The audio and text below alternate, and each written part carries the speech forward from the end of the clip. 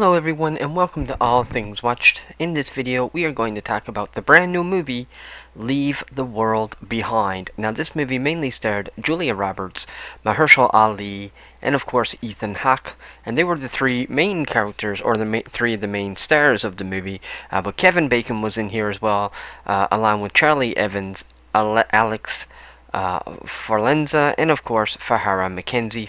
But essentially what this movie really revolves around, it really revolves around Julia Roberts and her family, and her character and her family basically going on this vacation. And Julia Roberts' character's name is Amanda, and she's married to Ethan Hawke's character, whose name is Clay, and their children are known as Rose and Archie. And basically they end up going on a vacation, and they end up going to this place that they're renting for a week or however long it is. They go to this beautiful location with a beautiful home, basically on this beachfront with this beautiful beach. And of course when they get there, a lot of stuff starts to go downhill. They start to notice a lot of very strange things happening. Their electronics are not quite working the way that they're supposed to. They're on the beach, and there's one really cool scene where there is this like giant, almost like an oil type ship or boat, almost like an oil carrier type boat or ship, and it's almost like it ends up losing control, or the mechanics, so to speak, ends up shutting down on it, and it ends up becoming beached. So it ends up going towards shore, and it actually ends up getting beached on the beach. So that was a really cool scene, seeing that in the movie. And so essentially what happens is, while this family is at this location, it seems like a lot of things are starting to go downhill and starting to spiral out of control, and things are getting a little crazy. The electronics are not working, phones are not working, the internet is not working. There's just a lot of crazy stuff going on.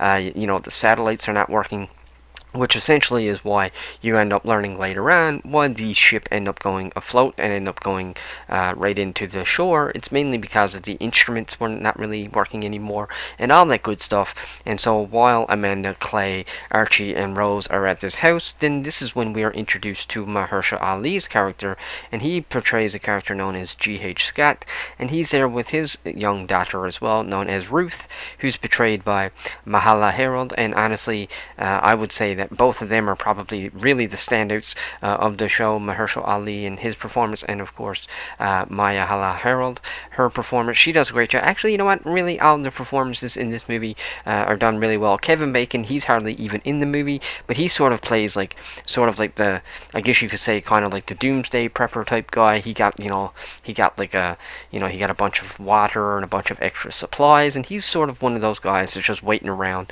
waiting for the end of the world, so to speak. So he's very prepared for whatever's going on. He's very prepared for the internet to go down and for all this stuff. He has spare medicine and all this cool stuff, and so that's the type of character that Kevin Bacon plays. Now, like I said, he's hardly in the movie whatsoever, but he still plays a very important role.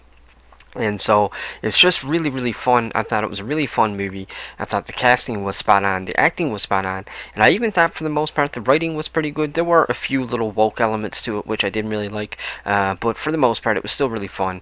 And it was really fun seeing this family along with these two different families who are sort of forced to work together because of this catastrophe, and so they don't have a choice. They're forced to work together to see if they can survive whatever it is that's going on.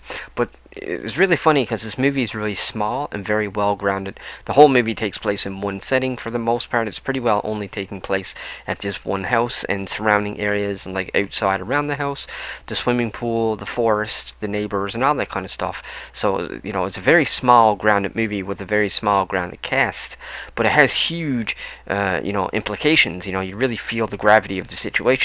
Even though it's a small grounded movie, it feels like it's really big. It feels like a global, worldwide event, especially when you get towards the end of the movie. They do this phenomenal pan out shot of basically the horizon in the background, which I'm not 100% sure which state it was, but I think it was New York City. So they're kind of like around New York City. I could be completely wrong. I'm not from the United States. I'm from Canada. So if you're watching this and you're from the US and you know where that skyline is, then please let me know. But I feel like it was Angeles, New York, even though I'm probably wrong. Actually, now that I'm thinking about it, I probably was wrong because I think they were really far south.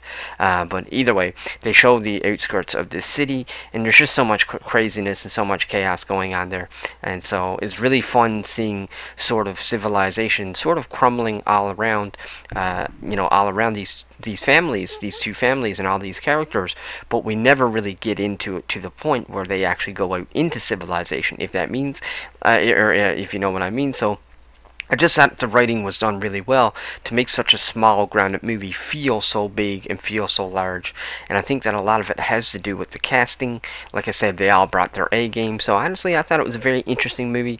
It is somewhat of a slow burner, even though a lot of stuff happens. It is a slow movie. I would not consider this to be a thriller or even so much an action movie. But I would consider it maybe like a drama or a suspenseful type movie. Even though not a whole lot happens in the movie, I always felt myself sort of on the edge of my seat, wondering what's going to happen next, even though it's only minor things happening.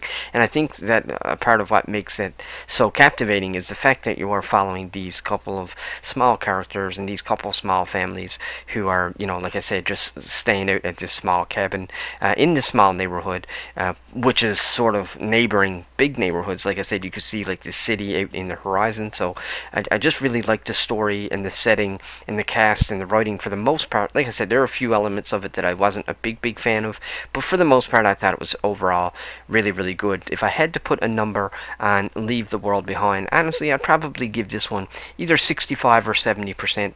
I definitely give it 65 and maybe even 70%. Like I said, the special effects were done really well, the suspense was done really well, the anticipation of seeing what's going to, how, if it's going to be resolved or whatnot, and how it's going to end.